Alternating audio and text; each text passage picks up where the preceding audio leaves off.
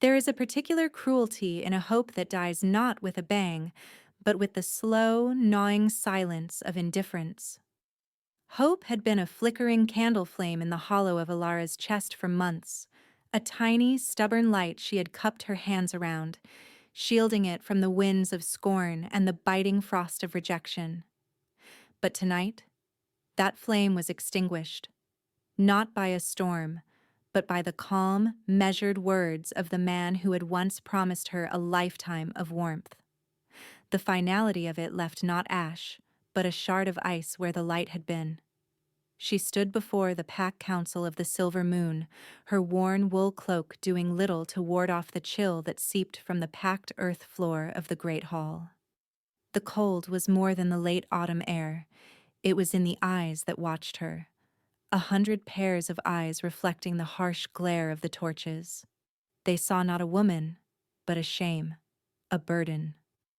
Her belly was a swollen, undeniable truth beneath the thin fabric of her tunic, a testament to a bond broken and a promise discarded.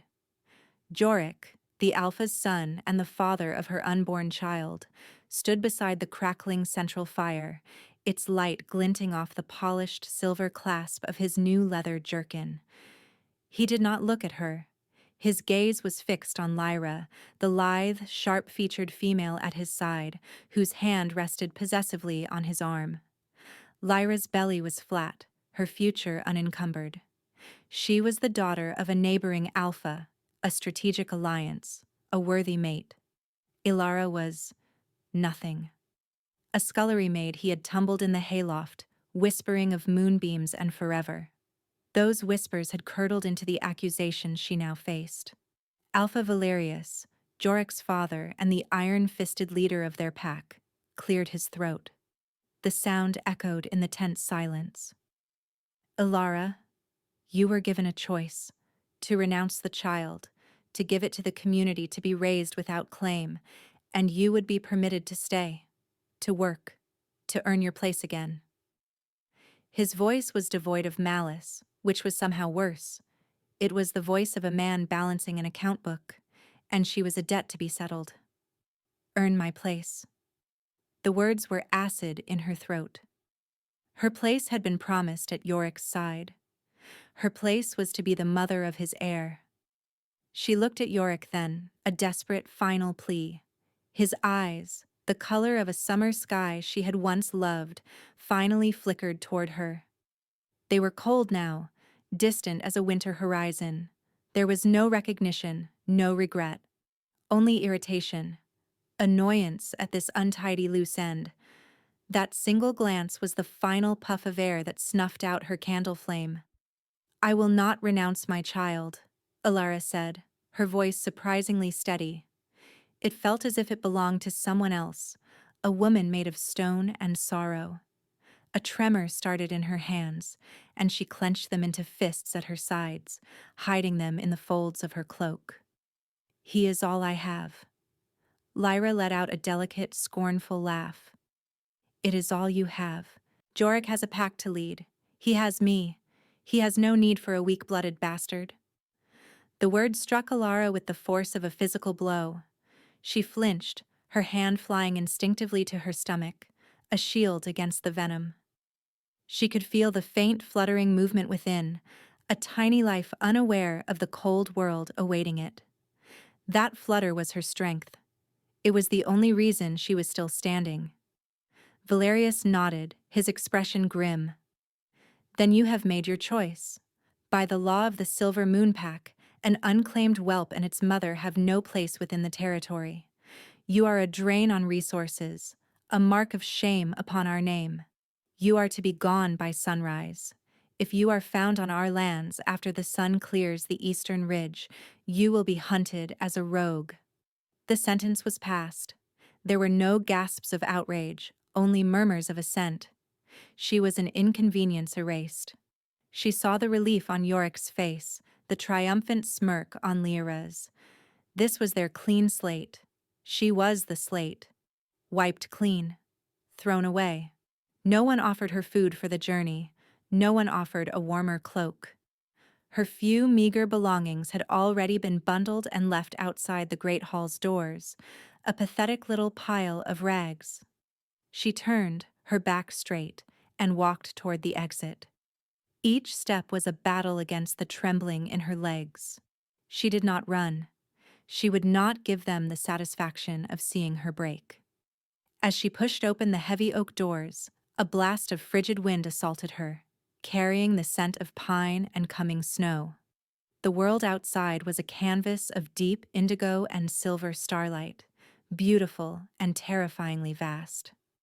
She was alone, utterly, completely alone, with nothing but the life inside her and the ghost of a dead hope for company. The weight of her isolation was a physical thing, pressing down on her shoulders, heavier than any winter cloak. She was an outcast, a defect, a story to be whispered as a warning to other foolish girls who believed in the promises of Alphys's sons. The path ahead led into the Whisperwood, a stretch of untamed forest that separated the territories, a place where rogues and predators roamed. It was a death sentence. They all knew it. And still, they sent her into it without a backward glance.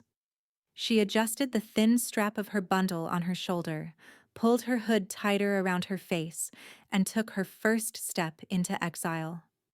The great hall doors boomed shut behind her, sealing her out of the only life she had ever known. But Alara's story was far from over.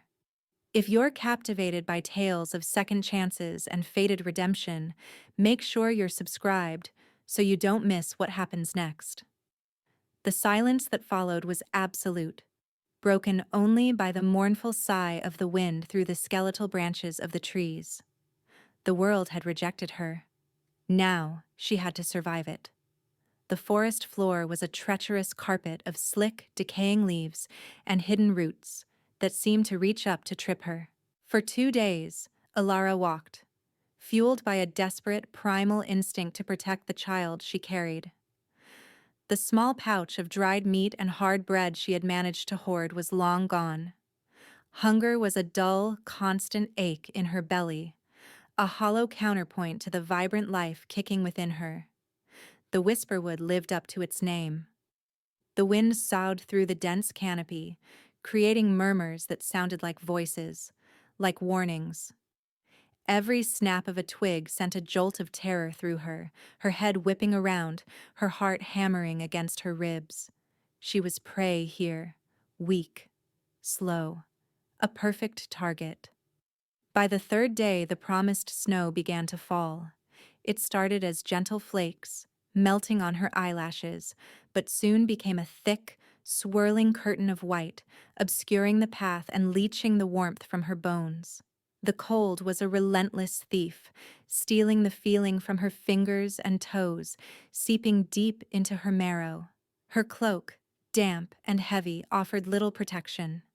She stumbled, her worn leather boots slipping on a patch of ice hidden beneath the snow.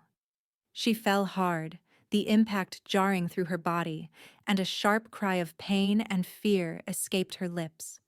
She lay there for a moment, the snow cold against her cheek, the world a dizzying blur of white. Get up. The command came from the deepest part of her being, the maternal core that would not let her surrender. Get up. For him. With a groan, she pushed herself onto her hands and knees, her breath pluming in the frigid air. A wave of dizziness washed over her, and her vision swam. She was so tired. It would be so easy to just close her eyes, to let the snow cover her like a soft, white blanket, to sleep. But the baby kicked, a sharp, insistent jab against her ribs, a tiny commander demanding she continue the fight. She crawled to the base of an ancient oak, its massive trunk offering a meager shield from the wind. Huddled there, she drew her knees to her chest, wrapping her arms around her stomach, trying to share what little body heat she had left. The world was fading to gray at the edges. The whispering of the trees was growing louder, weaving a lullaby of surrender. This is how it ends, she thought, a strange sense of calm settling over her. In the snow, alone. Her last coherent thought was a silent apology to the child she had failed.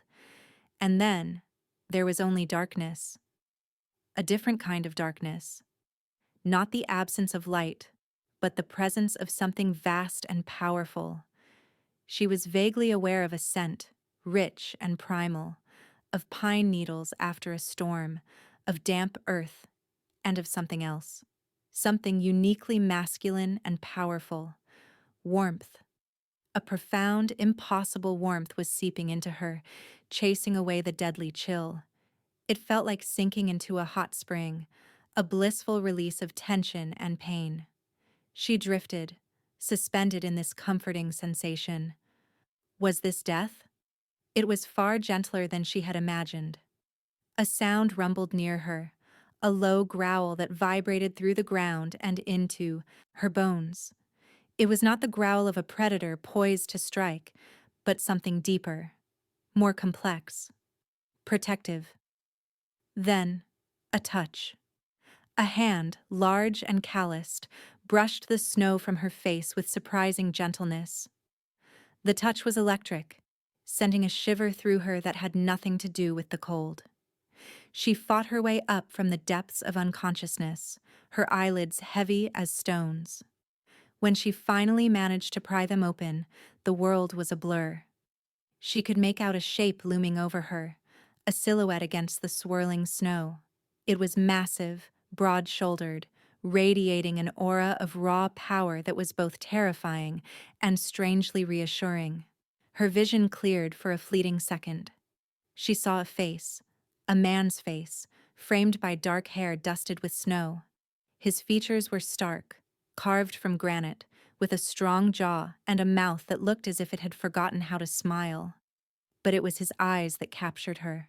They were the color of molten gold, intense and piercing, and they were looking at her with an expression she couldn't decipher. It wasn't pity. It wasn't lust. It was recognition. As if he had been searching for her, and was startled to have finally found her here, at the edge of death. Who? The word was a silent puff of air. He seemed to understand. He shifted, and the movement was fluid, impossibly graceful for a man so large. He shrugged off his own cloak, a magnificent thing of thick dark fur that seemed to drink the light, and wrapped it around her. The scent of him, of pine and power, enveloped her. It was intoxicating. He scooped her into his arms as if she weighed nothing. The sheer strength of his hold was breathtaking. She was nestled against a chest that was as solid as the oak tree she had collapsed against, and the heat pouring from him was a life-giving force. She felt the world tilt as he began to move, his strides long and sure-footed, even in the deepening snow. She should have been terrified. A strange man, a giant of a man, carrying her off into a blizzard in the middle of a haunted forest.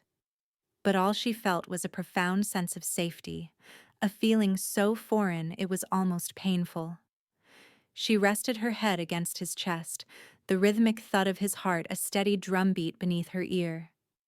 It was the sound of survival. It was the sound of a rescue she hadn't dared to pray for. Her last flicker of consciousness was of those golden eyes, burning with an inner fire that promised to hold the winter at bay. For the first time in a long time, she was not alone. And as she slipped back into the darkness, it was not an abyss of despair, but a quiet, protected space, warmed by the presence of the hidden guardian who had plucked her from the snow.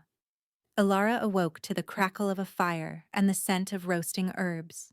She was lying in a bed so soft it felt like sinking into a cloud, covered by layers of furs that were impossibly warm and light. For a moment she was disoriented, the memory of the freezing snow so vivid she could almost feel its bite. But this place was the antithesis of the forest. It was a haven of warmth and security. She slowly sat up, the fur cloak she'd been wrapped in pooling around her waist. The room was large, rustic yet luxurious. The walls were made of massive, dark timbers, and the floor was covered with thick, woven rugs. A fire blazed in a grand stone hearth, casting dancing shadows across the space. A simple wooden table and 2 chairs sat near the fire, and a steaming bowl of stew rested on it, its savory aroma making her stomach clench with a hunger so fierce it was painful. She was alone. Where was the man with the golden eyes? Was he a dream? A hallucination brought on by cold and starvation? But the heavy fur cloak around her was real, still carrying his faint, intoxicating scent. The door creaked open, and he entered, filling the frame. He was even larger than she remembered, his presence dominating the room. He wore simple dark breeches and a linen tunic that stretched across his broad chest. He carried a pitcher of water and a wooden cup, which he placed on the table. He moved with a quiet, deliberate grace that belied his size. His golden eyes met hers, and the intensity in them made her breath catch. He said nothing, simply gestured toward the stew. It was a clear invitation. Her stomach growled, a loud, embarrassing rumble in the quiet room. A flicker of something, amusement, crossed his features before being suppressed. Hesitantly, she swung her legs over the side of the bed. The floor was warm beneath her bare feet. She pulled the fur cloak tighter around herself, suddenly self-conscious of her ragged tunic and the prominent swell of her belly. She was a stray, a beggar, in this man's powerful presence. She sat at the table, her hands trembling as she picked up the spoon. The stew was thick with meat and vegetables, and the first spoonful was an explosion of flavor and life-giving heat. The Alpha King had arrived. What fate awaited the outcast Omega? Hit the like button if you want to see Alara rise from the ashes of her past. She ate ravenously, unable to stop herself, the warmth spreading through her limbs, chasing out the last of the deep, lingering chill. He sat in the other chair, watching her, his expression unreadable. He did not eat. He just watched, his stillness unnerving. I am a stray he has taken in, a charity case. But his eyes say something else. They see too much. They see the shame and the fear, but they don't reflect it back at me.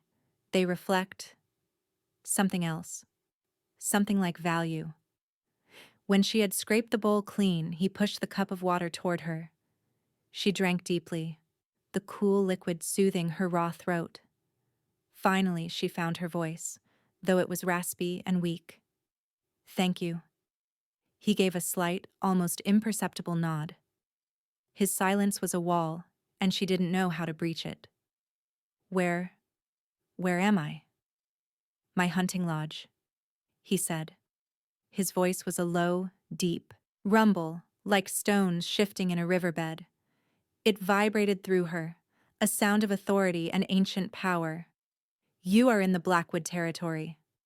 The Blackwood, ruled by the reclusive and formidable Alpha King, a man spoken of only in whispers in her old pack. A king so powerful he answered to no one.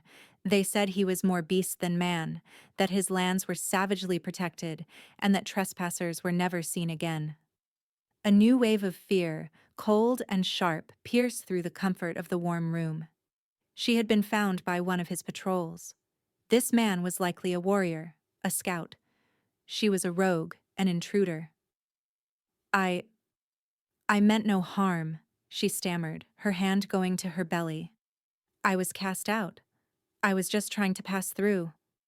He leaned forward slightly, resting his powerful forearms on the table. The firelight played over the hard planes of his face. From the Silver Moon Pack. It wasn't a question. How did you know?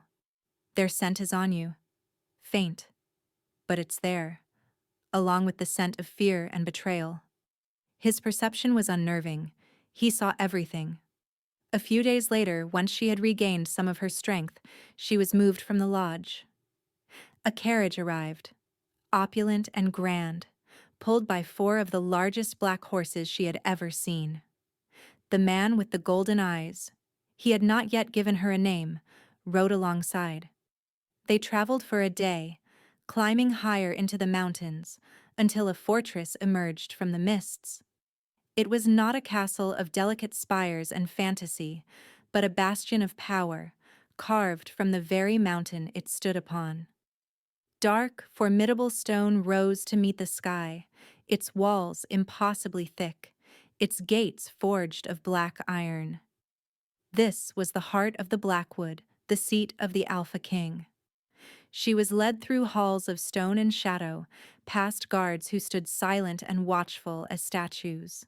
Their armor was black, their faces grim, and they all bowed their heads as the man beside her passed. A dawning, terrifying realization began to form in Alara's mind. They were not bowing to a mere warrior. They brought her to a suite of rooms that made the hunting lodge seem like a peasant's hut. A fire was already lit in the hearth. The chambers were furnished with rich, dark woods and sumptuous fabrics, and a balcony offered a breathtaking, dizzying view of the snow-covered peaks. A servant girl, young and nervous, was waiting. "My lord," she said, bowing low to the man, "everything is prepared for the lady." "My lord." The title confirmed her suspicion. Her heart hammered against her ribs. She turned to face him, her eyes wide with a mixture of awe and terror. He had saved her. He had shown her kindness. And he was the Alpha King, King Theron, the beast of the Blackwood. He dismissed the servant with a flick of his hand. They were alone again. "You are safe here," he said, his golden eyes searching her face. "No one will harm you or your child. You have my word." "Why?"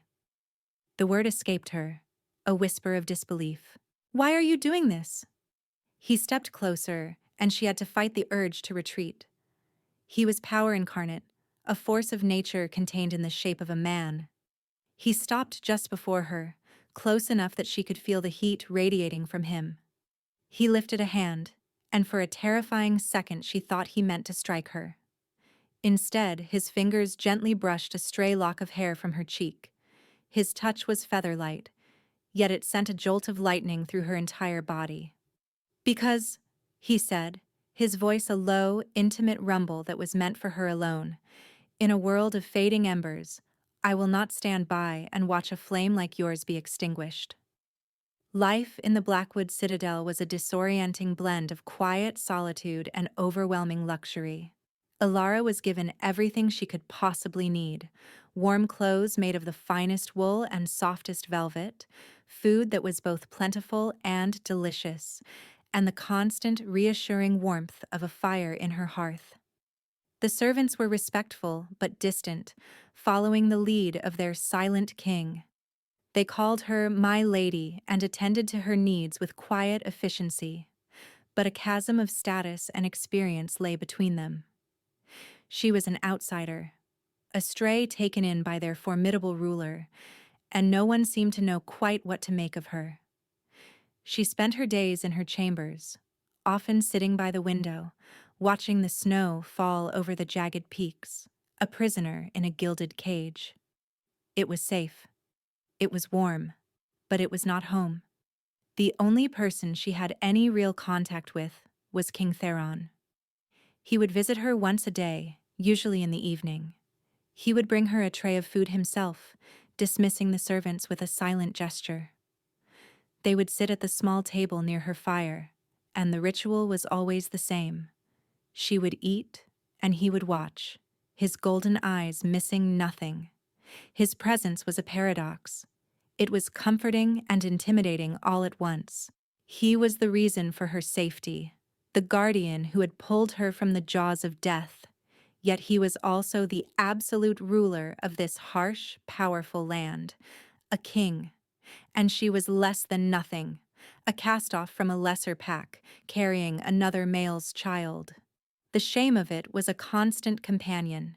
He is a king. I am a ghost with a swollen belly. This is a dream, and I will wake up in the snow again. She tried to keep her thoughts shielded, to present a placid, grateful exterior, but she knew he saw through it. He saw the tremor in her hands when he came too close, the flicker of fear in her eyes when his voice dropped to that low, rumbling timbre. One evening, as she was finishing her meal, a wave of nausea and dizziness washed over her. She swayed, her hand flying to her head with a soft gasp. Instantly, he was on his feet, his chair scraping against the stone floor. He was beside her in a single fluid motion, his large, warm hand steadying her shoulder. "What is it?" he asked, his voice sharp with concern. "Nothing," she said, trying to wave him away, embarrassed by her weakness. "Just, the baby is active tonight." He did not move away. Instead, his gaze dropped to her stomach. She froze, her body tensing, expecting a look of revulsion, of disdain for this evidence of her bond with another. But his expression was one of pure, unadulterated fascination. Hesitantly, as if approaching a wild, easily startled creature, he knelt before her chair. He was a king, kneeling on the floor before her. The sight was so incongruous, so shocking, that she couldn't breathe. "May I?" he asked, his voice softer than she had ever heard it. His golden eyes were fixed on hers, asking for permission. She didn't know what he was asking for, but she found herself nodding, mesmerized. Slowly, he raised his hand and placed it on her swollen belly, over the fabric of her dress. His hand was huge, completely covering the curve, and his touch was impossibly gentle. A current of pure energy, warm and vibrant, flowed from his palm, sinking deep into her. It was not just physical heat, it was something more, something elemental. The nausea receded, and a sense of profound peace settled over her. The baby, which had been kicking and tumbling restlessly, suddenly stilled, then gave a soft, gentle roll, pressing against his palm as if seeking the contact. A slow, genuine smile spread across Theron's face, transforming his harsh features into something breathtakingly handsome. It was the first time she had ever seen him smile. The sight stole the air from her lungs. "He is strong," Theron murmured, his gaze still fixed on her stomach, his thumb stroking the taut skin through the fabric. The simple validation, the acceptance in his voice, cracked something open inside her. Tears welled in her eyes, hot and unexpected. She had spent months trying to hide her condition, to minimize it, to apologize for it. Yorick had never once touched her stomach with anything but impatience. The pack had looked at it with scorn. But this powerful king, he touched her with reverence. He saw not a shame, but a strength. A single tear escaped and traced a hot path down her cheek. Theron's head snapped up, his smile vanishing, replaced by a look of alarm. He started to pull his hand away. "Did I hurt you?" "No," she whispered, her voice thick. She reached out, her own hand small and pale, and placed it over his, keeping him there. "No, you didn't hurt me." They stayed like that for a long moment, kneeling king and seated outcast, their hands joined over the new life that pulsed between them. In that moment, the chasm between them seemed to shrink. He was not just a king, and she was not just a stray. They were two lonely souls in a quiet, fire-lit room, connected by a miracle. A few days later, the first challenge to her fragile peace arrived. A visiting dignitary, a stern-faced alpha from a southern pack named Lord Kale, was being given a tour of the citadel by one of Theron's betas. They passed her in a hallway as she was taking a short, hesitant walk outside her chambers. Kale's eyes raked over her, noting her simple dress and her very obvious condition. He stopped, his lip curling in a sneer. "What's this, Hagen?" he asked the beta, not bothering to lower his voice. "Does your king now take in pregnant strays from the gutter? Want to see more stories where the underdog becomes the hero? Subscribe and turn on notifications so you never miss an upload. I thought the Blackwood standards were higher." Hagon, the beta, stiffened, his hand flying to the hilt of his sword. But before he could speak, a voice like rolling thunder echoed down the stone corridor. Lord Kale. Theron emerged from the shadows of an archway. He had not been there a second before, yet now he was, his presence sucking all the air from the hall. He moved to stand beside Alara, a silent, immovable wall of power. His golden eyes were not molten, they were chips of ice. "The lady," he said, his voice dangerously soft, "is my guest. She is under my personal protection. Are you suggesting my standards are inadequate?" Lord Kale paled, the blood draining from his face. He began to stammer an apology, but Theron raised a single, silencing hand.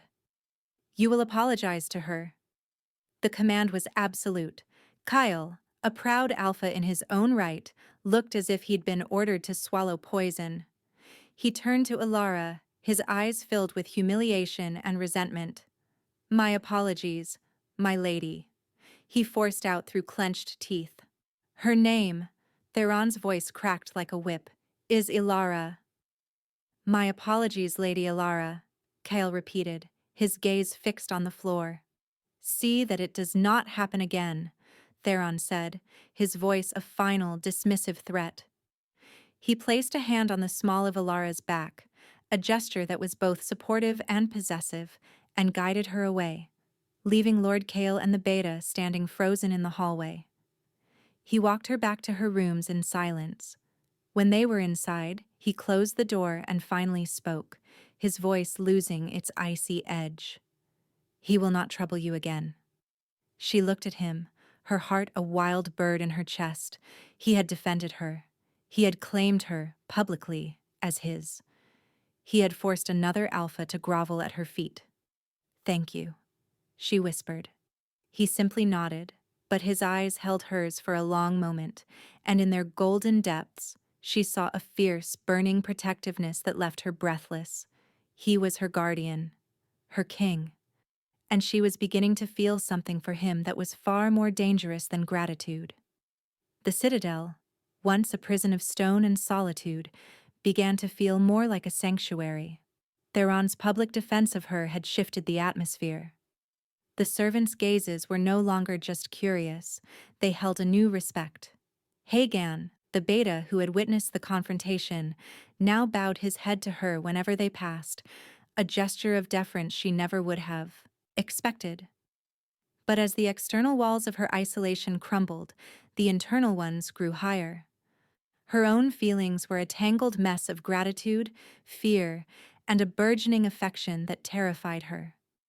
Theron was everything Yorick was not.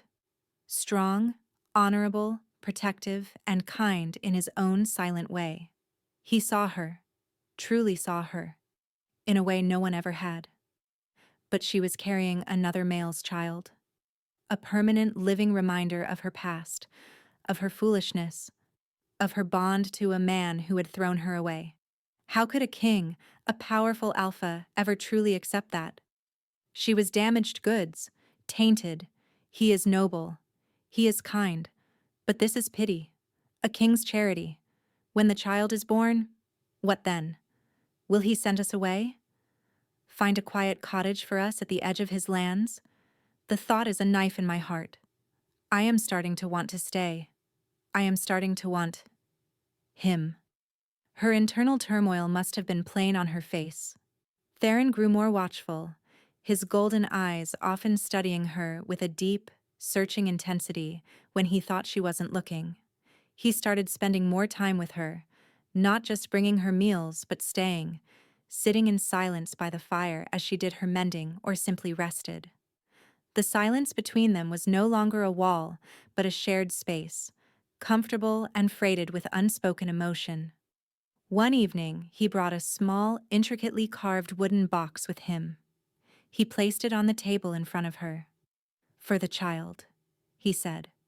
Her hands trembled as she opened it. Inside, nestled on a bed of dark velvet, was a tiny silver rattle. It was exquisitely crafted, the handle shaped like a wolf, its eyes two tiny chips of amber that seemed to glow in the firelight. It was a gift of immense value, a treasure fit for a prince. "I can't accept this," she breathed, overwhelmed. "It's too much." Nonsense, he said, his voice firm. He is the first child to be born in this citadel in over a decade. His arrival should be marked. He? She had never spoken of the child's gender. She had no way of knowing. You think it's a boy? She asked, a small smile touching her lips for the first time in what felt like an eternity. I know it is, he stated with absolute certainty. He has the spirit of a fighter, like his mother. The compliment, so simple and direct, struck her with more force than any flowery prose. He saw her as a fighter, not a victim. He saw her strength. That night the peace of the citadel was shattered. A rider arrived, his horse lathered and near collapse, bearing news from the borderlands. Hagen delivered the message to Theron in Alara's presence, his face grim. My king, it's the Silver Moon Pack. They are suffering. A blight has taken their winter stores, and a fever is sweeping through the enclave. They are starving and sick. Alara's heart clenched. She thought of the faces in the great hall, the people who had watched in silence as she was cast out.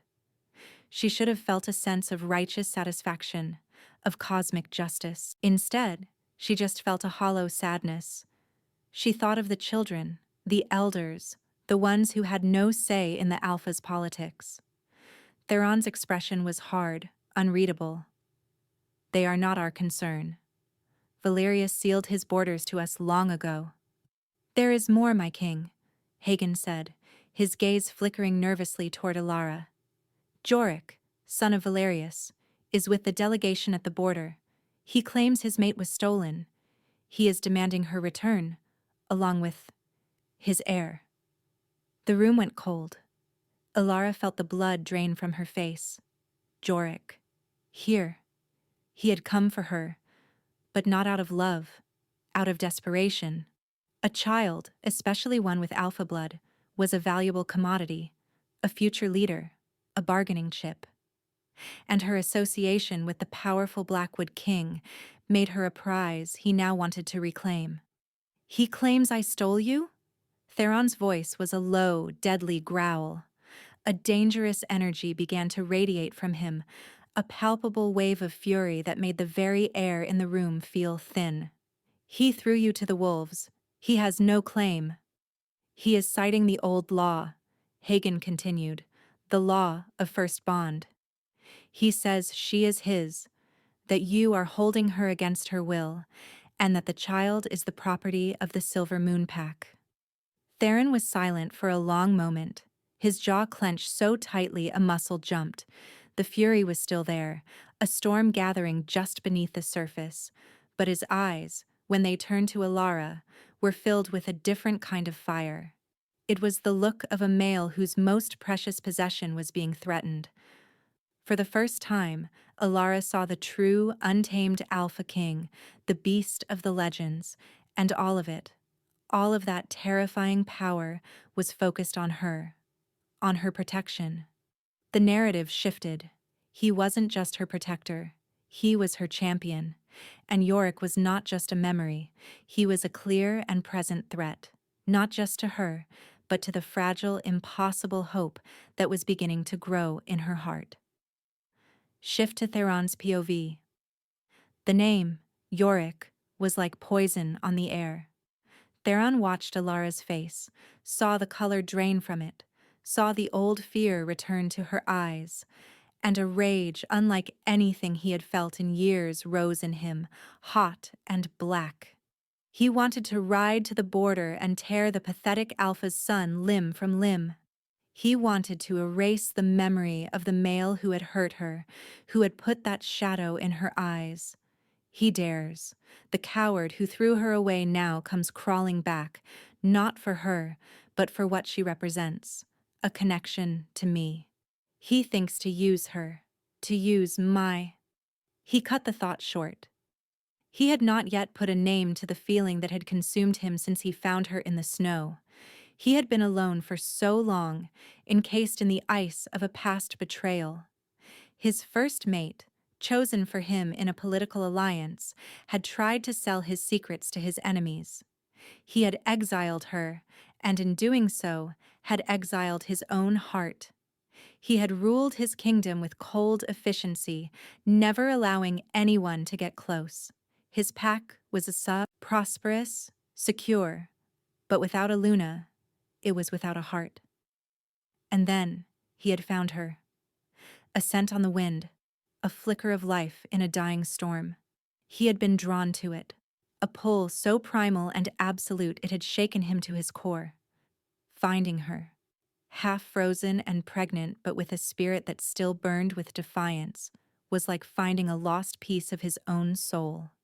Her vulnerability called to his protective instincts, but it was her strength, the quiet resilience in her eyes, that had captured him completely. He had told himself he was merely offering sanctuary to a refugee, a noble act. But it was a lie. From the moment he touched her, he knew. She was his. The fates had brought her to him, a true mate. But she was carrying another's child. A constant, bitter reminder that he had not been the first, that she had given her heart, however unwisely, to another.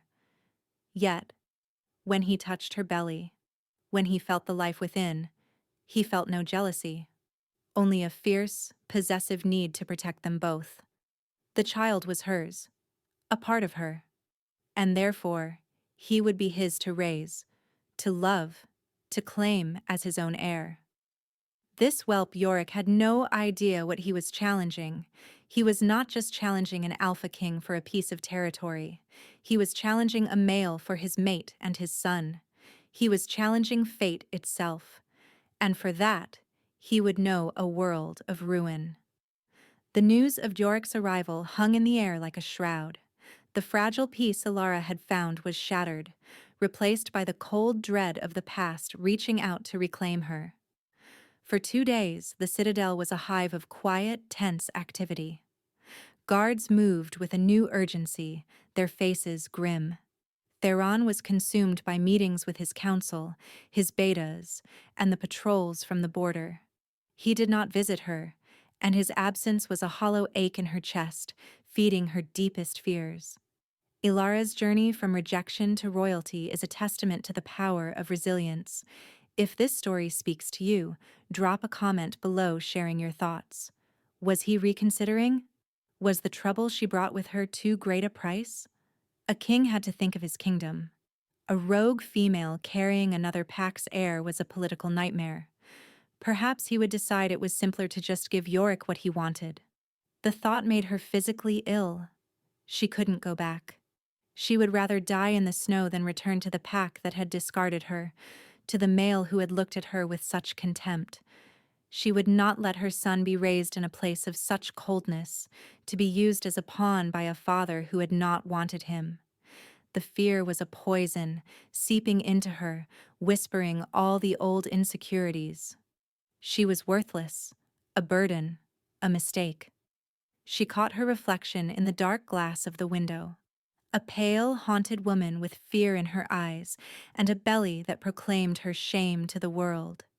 She saw what Yorick and Lyra had seen, what Lord Kael had seen, a stray from the gutter.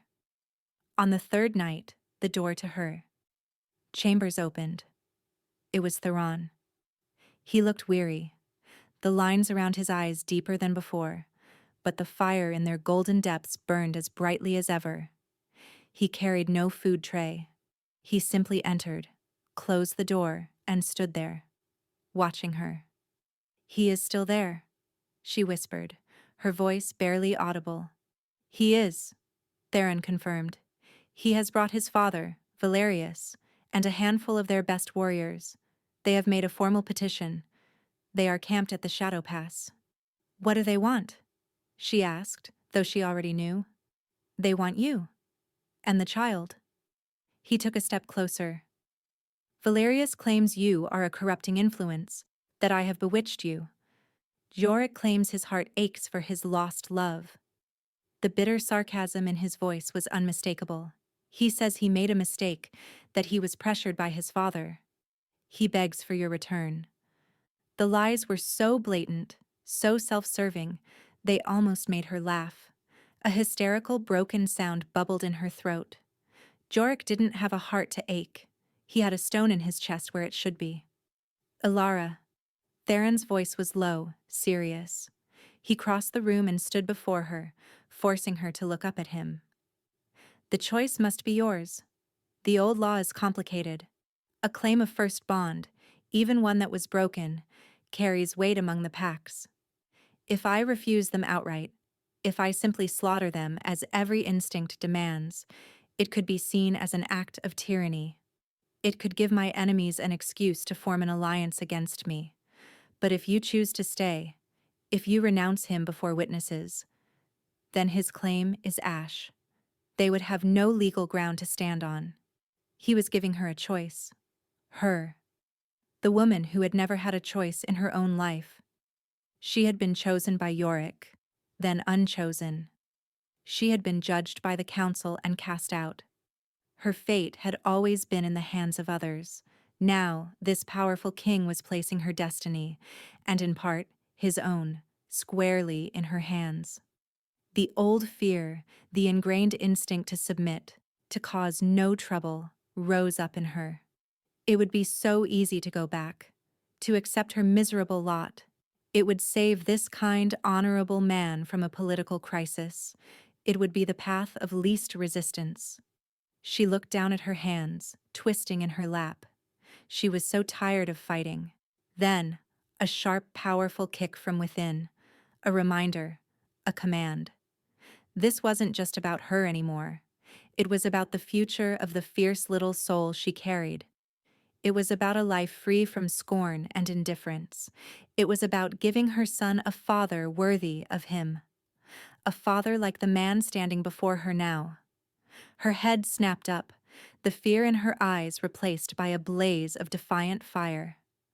Her maternal instinct, the most primal and powerful force within her, roared to life, burning away the last vestiges of the victim she had been. She was a mother, a protector, a wolf, not a sheep.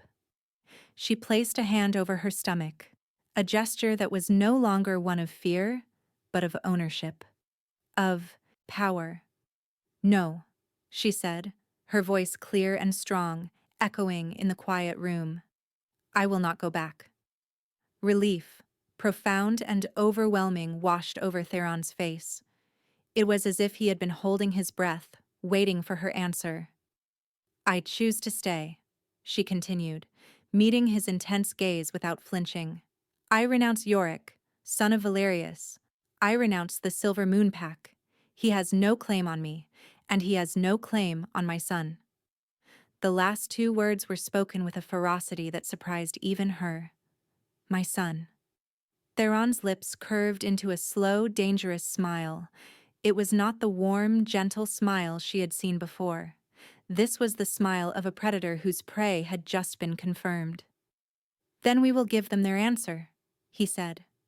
He reached out, his knuckles gently grazing her cheek. "Tomorrow, at dawn, you will face him, and you will be free." The decision was made. The die was cast. She had chosen her future. She had chosen her child's future. And in doing so, she had chosen him. The terror of the coming confrontation was real, a cold knot in her stomach. But for the first time, it was overshadowed by a thrilling, unfamiliar sensation, the feeling of her own power. She was no longer a ghost in a borrowed room.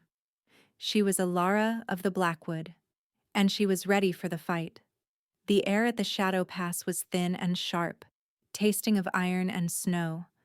It was a desolate place, a narrow valley carved between two sheer cliffs of black rock, marking the official border of Theron's domain. A heavy mist clung to the ground, muffling sound and turning the world into a palette of grays and whites. Ilara stood beside Theron, a thick fur cloak, one of his, wrapped around her shoulders. He had insisted she wear it. Its weight was a comfort, and his scent, of pine and power, was a shield against the biting wind and the even more biting memories. A contingent of 20 Blackwood warriors stood behind them, silent and imposing in their dark armor, their faces set like stone. Across the narrow clearing camped just beyond the border stones were the silver moonwolves. There were fewer of them, perhaps 10 in all, and they looked thin and worn. Their furs were ragged, their faces etched with the hardship of the blight and fever. They looked like beggars at a king's gate. Valerius stood at their head, his face a mask of grim pride, but Alara could see the desperation in his eyes, and beside him stood Yorick. Seeing him again was like looking at a stranger. The handsome, charming male she had adored was gone. In his place was a man who looked diminished. His arrogance was still there, but it was brittle, a thin veneer over a core of weakness and resentment. He was staring at her, his eyes narrowed, taking in the fine cloak, the healthy color in her cheeks, the proud way she held herself. He was looking at her as if she were a possession he had foolishly discarded and now found in another's hands, polished and more valuable than he had realized. Lyra was not with them. Theron stepped forward, his presence alone seeming to push back the mist. His voice boomed through the valley, each word a hammer blow against the cliffs. "Valerius of the Silver Moon, you have requested an audience. You have it. State your claim." Valerius puffed out his chest, trying to match Theron's authority, but it was a candle flame against a forest fire. "King Theron, we come in peace. We come for what is ours. This female, Ilara, is of our pack. She is bonded to my son. She fled in a state of confusion and grief. We wish only to bring her home." She did not flee. Theron's voice was lethally calm. She was exiled, thrown out into a blizzard to die. My patrols found her near death on my lands. She is a refugee under my protection, by all the laws of the territories. Yorick stepped forward then, his eyes fixed on Alara. He attempted a look of tender remorse, but it came across as a pained grimace. "Ilara," he said, his voice laced with a false sweetness that made her stomach turn. "My love, I was a fool. I was blinded by duty, by my father's demands. I never stopped loving you. Come home. Come home to me. Our child should be born in his father's pack." It was all lies, every word.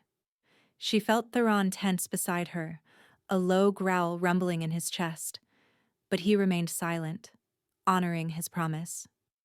The choice was hers.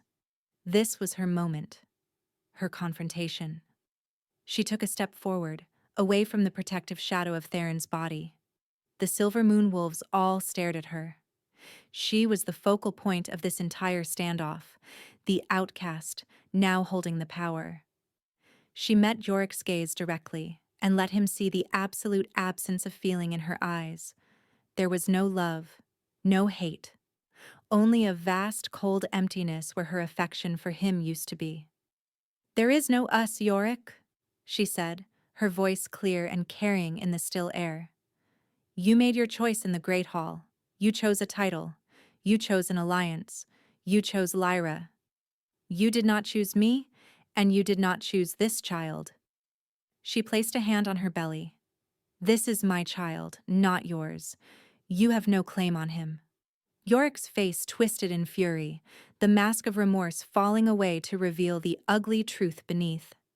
"You ungrateful bitch. After everything I gave you, you would have been nothing without me. I can give you a home, a name for our bastard." "She has a home," Theron's voice cut in, sharp as splintered ice. "And she will have my name. The child she carries will be my heir." A collective gasp went through the Silver Moon contingent. Even Valerius looked stunned. Yorick stared, his mouth agape, his mind clearly unable to process the words. Theron moved to stand beside Alara again, his hand resting on her shoulder, a public, undeniable claim. He looked down at her, his golden eyes soft for a moment, then turned his gaze back to Yorick, and it was like the sun being eclipsed. "She is not your past," he declared, his voice resonating with power and possession. "She is my future. Yorick, humiliated and enraged, lost what little control he had. He let out a snarl, his body beginning to tremble, the first signs of a shift. "You will not have her. She is mine by first bond. I challenge you." It was the ultimate act of foolishness, a gnat challenging a lion. Valerius tried to restrain his son, his face pale with horror, but Yorick shook him off. Theron's lips curved into that terrifying, predatory smile. "A challenge for the female," he said, his voice almost a purr. "I accept." He began to shrug off his heavy outer tunic, his muscles rippling beneath his linen shirt. He was not just larger than Yorick, he was of a different order of being entirely. "No killing," Ilara said suddenly, her voice sharp.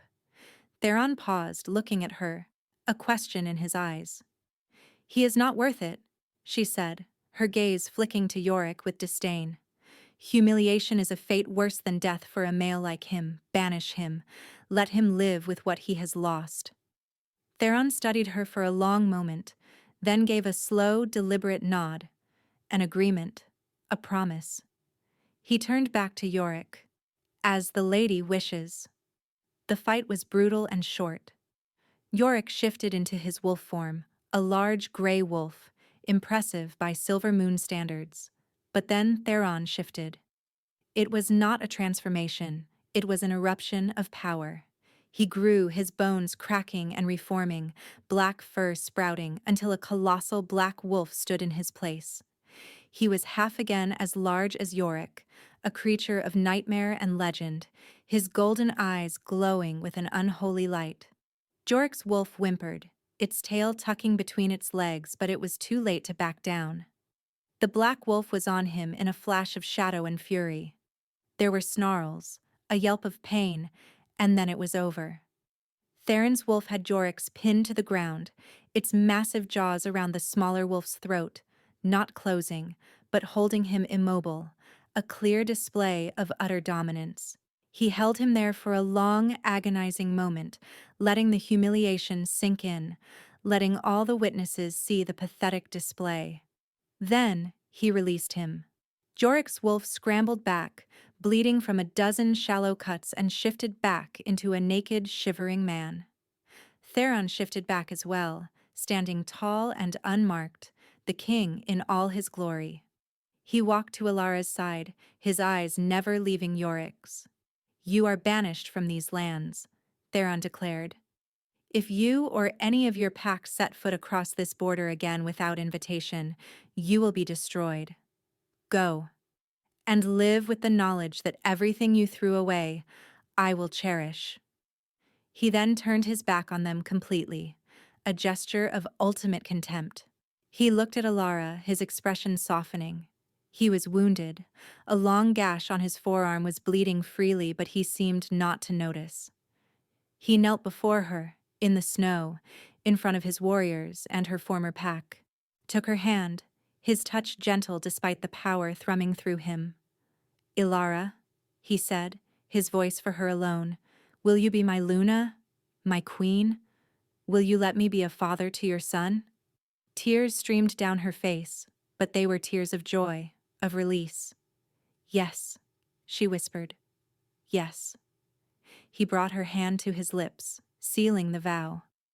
Behind them, the Silver Moon wolves dragged their broken, humiliated future Alpha away, their forms fading into the mist like the ghosts they now were. Her past was banished. Her future was kneeling before her.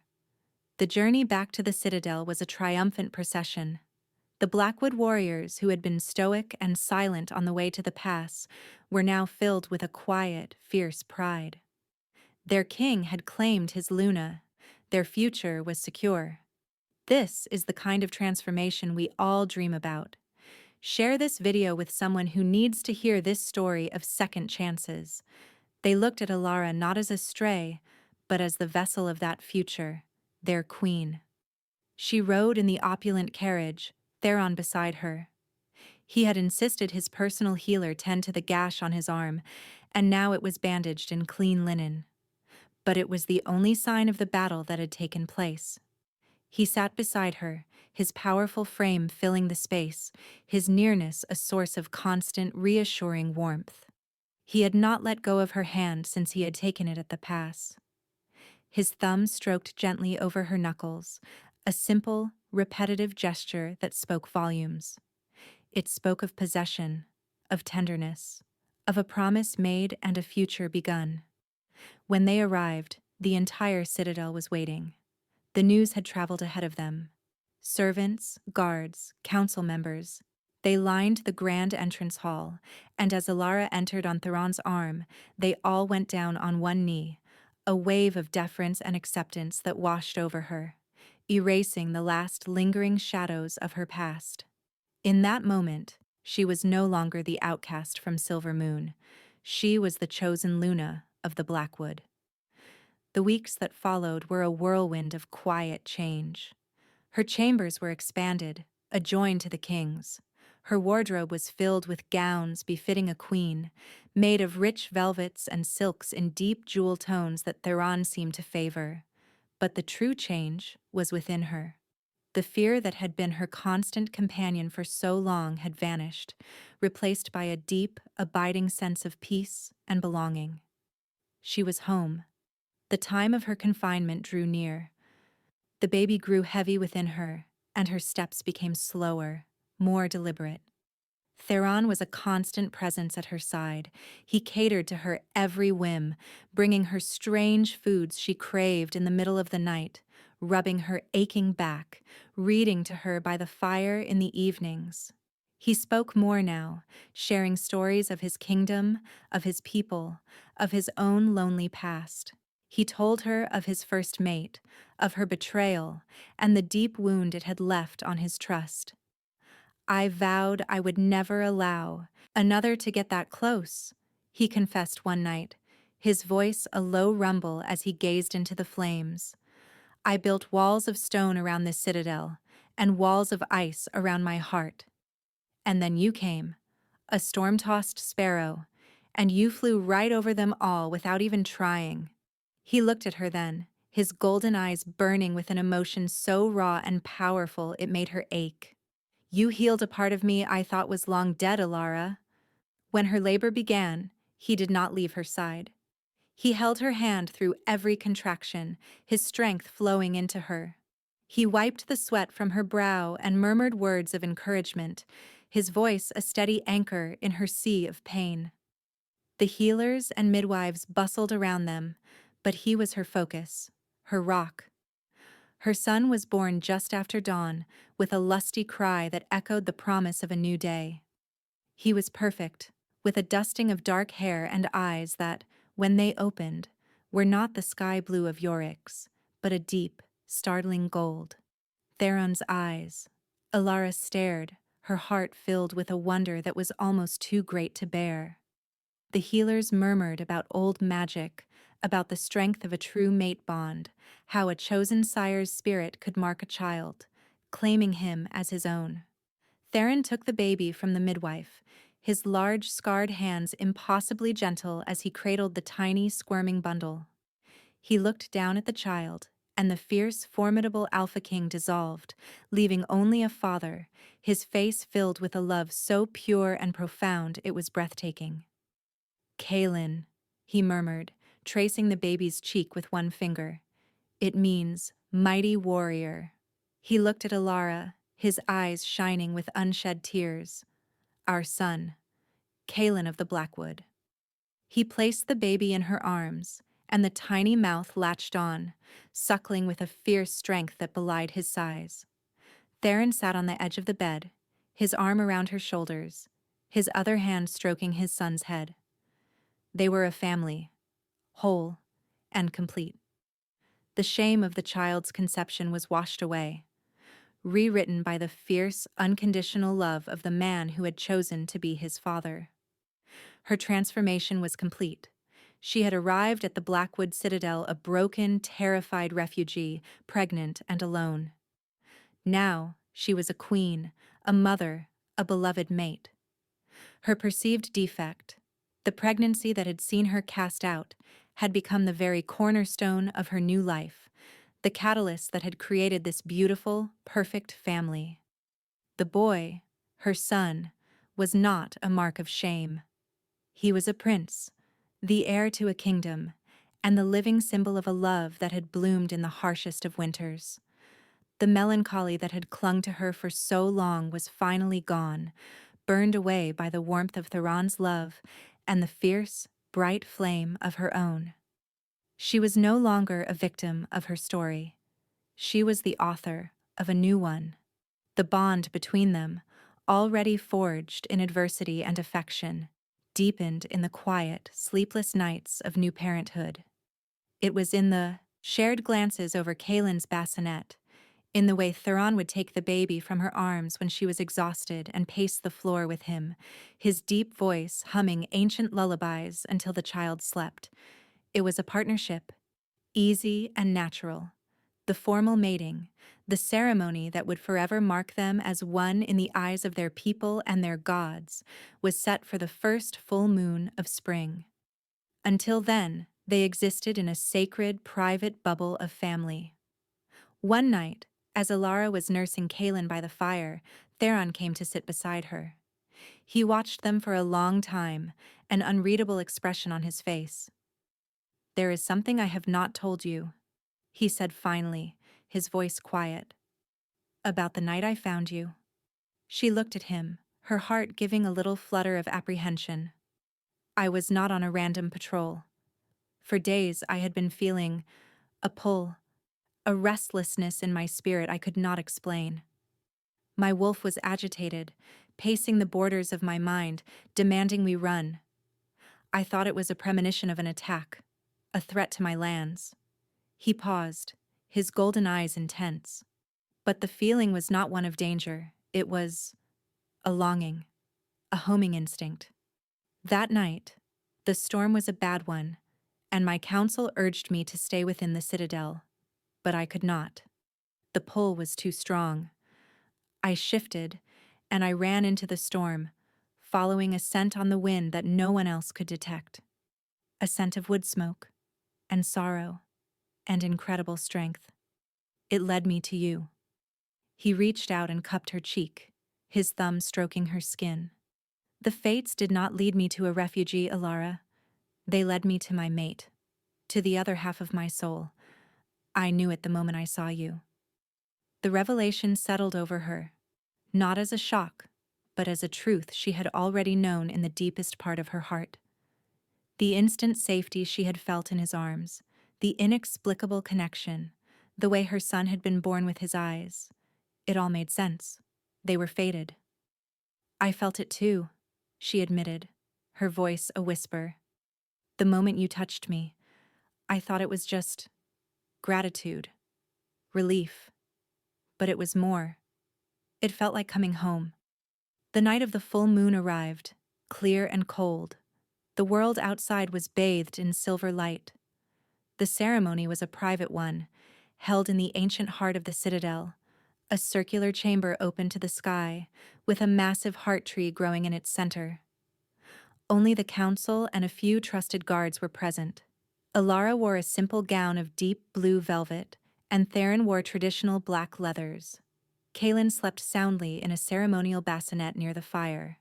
They stood before the heart tree, its silver leaves shimmering in the moonlight. The pack elder began the ancient rite, her voice a low chant. But Theron held up a hand, stopping her. He turned to face Alara, taking both of her hands in his. "The old words are not enough," he said, his voice thick with emotion. "Ilara, you came to me in the dead of winter, a flame in the darkness. You taught my heart to beat again. You have given me a son, an heir, a future I never dared to dream of. I vow to be your shield, your shelter, and your sword. I will honor you, cherish you, and love you for all the days of my life. You are my queen, my mate, my eternity."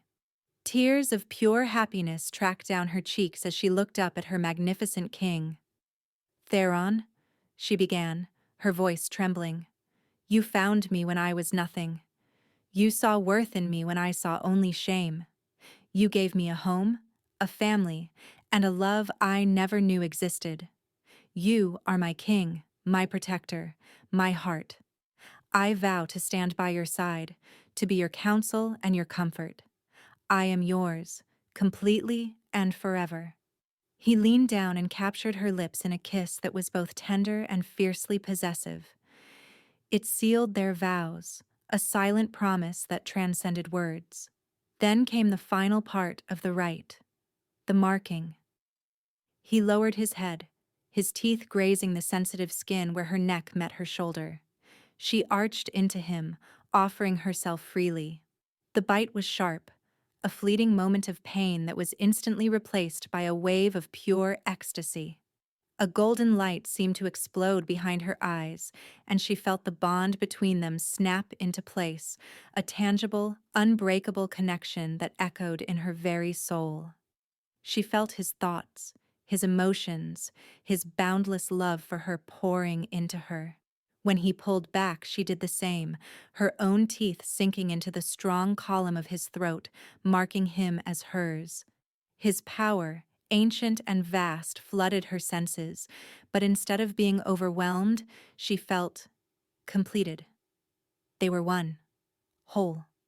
The magic of the bond settled, a warm, glowing ember in their chests. They were truly mated now, their souls entwined for eternity. He pulled her against him, burying his face in her hair. "Mine," he growled, the word a vibration of pure, unadulterated possession against her skin. "Mine," she whispered back, her arms wrapped around his strong back. "Forever." Spring came to the Blackwood Mountains late, but with a fierce, vibrant beauty that seemed to mirror the joy that now filled the citadel. The snows receded, revealing carpets of purple and gold wildflowers on the slopes. The air grew warmer, filled with the scent of thawing earth and new beginnings. Alara, now firmly established as the Luna Queen, thrived. She was a natural leader, her quiet compassion and innate wisdom earning the love and fierce loyalty of the Blackwood pack. She had a particular focus on the families, the children, ensuring no one ever felt the sting of poverty or want that she had known. She and Theron ruled as a true partnership, his strength and her heart creating a balance that made the kingdom more prosperous and content than it had ever been. Kaelin grew into a strong, happy toddler with his father's powerful build and his mother's gentle eyes, which remained a startling, beautiful gold. He was the darling of the citadel, adored by the guards who would sneak him sweet treats, and the council members who would melt at his charming, gap-toothed smile. He was a child of love, and it showed in his every joyful shriek and confident step. One afternoon, a year after Yorick's humiliation at the pass, a formal request for an audience arrived. It was from the Silver Moon Pack. Theron brought the message to Alara as she sat with Kaelin in one of the Citadel's sun-drenched gardens. His face was a neutral mask, but she could feel his protective anger simmering just below the surface through their bond. "They are begging for aid," he said, his voice tight. "The blight returned. The fever never truly left. They are broken. Valerius is dead. Jorik is their alpha now, but he is ineffective. They say his spirit was broken at the pass. His new mate, Lyra, left him months ago, returning to her father's pack when it became clear he had nothing left to offer." Alara looked down at her son, who was trying to catch a butterfly with his chubby hands. She felt a faint echo of pity for the people she had left behind, but nothing for the man who had ruled them. "What do you want to do?" she asked Theron. He looked at her, his expression softening. "It is your decision, my love. They are your past. You hold their future in your hands." It was a test, in a way.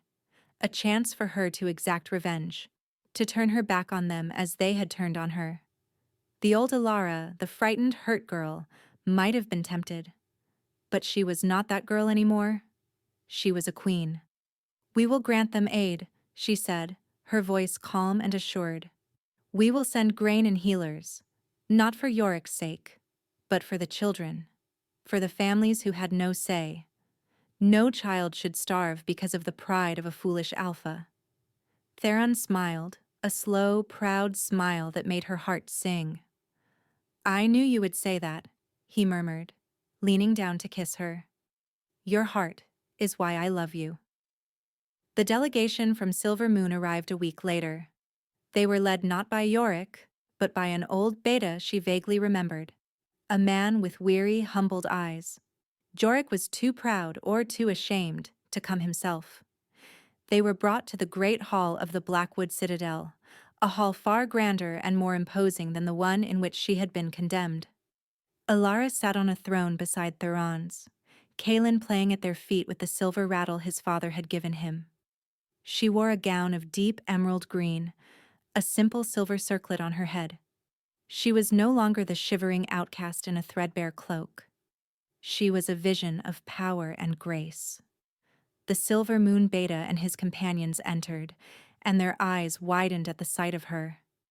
They fell to their knees, their heads bowed to the stone floor. Your Majesties, the old Beta said, his voice trembling. We come to you as beggars. We do not deserve your mercy, but we plead for it. Alara rose from her throne. She walked down the steps, her movements fluid and regal. She stopped before the kneeling wolves.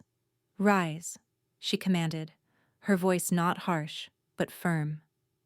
They rose, their eyes still downcast. The Blackwood Pack does not rejoice in the suffering of others, she said, her gaze sweeping over them. You will have your aid. Our wagons of grain will leave tomorrow.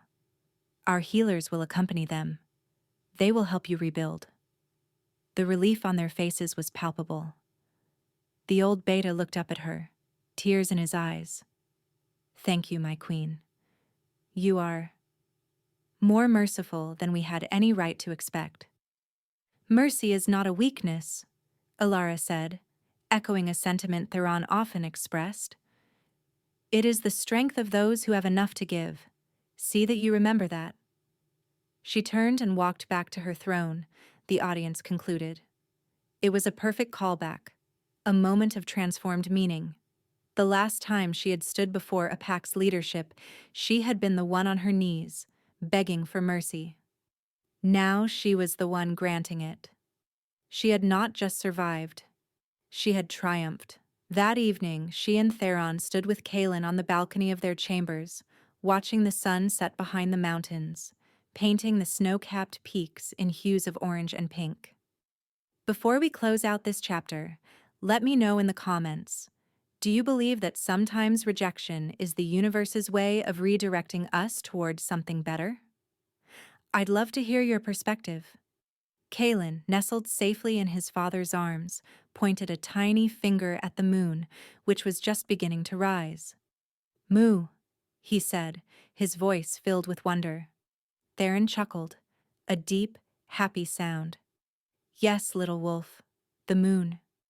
He looked at Alara over their son's head, his golden eyes filled with a love that was as vast and constant as the sky above them.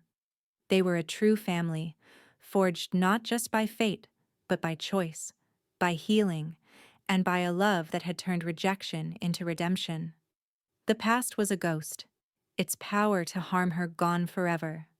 Her present was this man, this child, this life. And her future was as bright and limitless as the star-dusted canopy above them. The air grew cooler as the sun dipped below the horizon, and the first stars began to prick the deep violet canvas of the sky. A gentle breeze whispered across the balcony, carrying the scent of pine and the promise of a crisp, clear night. Theron shifted Kaelin in his arms, settling the boy's sleepy head against his shoulder, and wrapped his free arm around Alara, pulling her close against his side. The warmth of his body was a familiar comfort, a safe harbor she had come to rely on more than breathing. They stood in comfortable silence for a long time, watching the world transition from day to night. It was a silence filled with everything that mattered, the soft breathing of their sleeping child, the steady beat of their hearts, the silent hum of the bond that connected them. It was a perfect, peaceful moment, a stark contrast to the howling blizzard that had first brought them together. "Do you ever miss it?" she asked softly, her voice barely disturbing the quiet. "The Silver Moon Pack? The life you had before?" He didn't answer immediately, his gaze distant, thoughtful. She felt his love for her through the bond, a steady, unwavering warmth, but also a flicker of the cold loneliness that had defined him for so long before her arrival. It was a reminder of the wound she had helped to heal, a scar on his soul that would always be a part of his story, just as her own scars were a part of hers. "I miss nothing of the male I was before you," he finally answered, his voice a low rumble against her ear.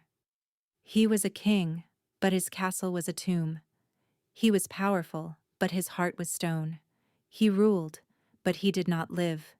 You, Alara, you brought the spring to my endless winter. You taught me that true power is not in the strength of one's armies, but in the strength of one's heart. He turned his head, his lips brushing against her temple. "What about you? Today, seeing them, did it bring back the pain?" She considered the question honestly. She thought of the faces in the great hall, of Yorick's cold eyes, of the crushing weight of her exile. The memory was there, a fact in her history, like a story read in a book. But the sharp edges were gone. The pain had faded, replaced by a deep, quiet gratitude for the journey it had set her upon. Without the rejection, she never would have stumbled through the snow. She never would have been found by this incredible man. She never would have had this life, this love, this child. "No," she said, her voice filled with a certainty that settled deep in her bones. "It didn't bring back the pain. It reminded me of how far I've come. It reminded me that the greatest treasures are sometimes found only after we have lost everything we thought we wanted." She tilted her head back to look at him, her hand coming up to cup his strong jaw. The faint roughness of his evening stubble was a delightful, intimate texture against her palm. "You and Kaelin," she whispered, her gaze full of all the love in her soul. "You are everything I never knew I wanted. You are my home." His golden eyes drank her in, and she knew he saw everything: the healed scars, the enduring strength, the boundless love she held for him. He leaned down, and his kiss was not the fiery claiming of their mating night, nor the desperate kiss of their reunion after the confrontation. It was a kiss of deep, settled contentment, a kiss that spoke of quiet evenings by the fire, of shared laughter, of a lifetime of sunrises and sunsets stretching before them. It was a promise of forever, spoken without a single word. He pulled back, resting his forehead against hers. Kaelin murmured in his sleep, his little hand clutching the fabric of his father's tunic. "Forever," Theron whispered, echoing the promise in her heart. They stood there on the balcony, a king, a queen, and their prince, a family forged in the crucible of rejection and reborn in the fires of unconditional love. The snow had begun to fall again, soft, silent flakes drifting down from the heavens. But this time, the snow was not a threat. It was not the harbinger of death and despair.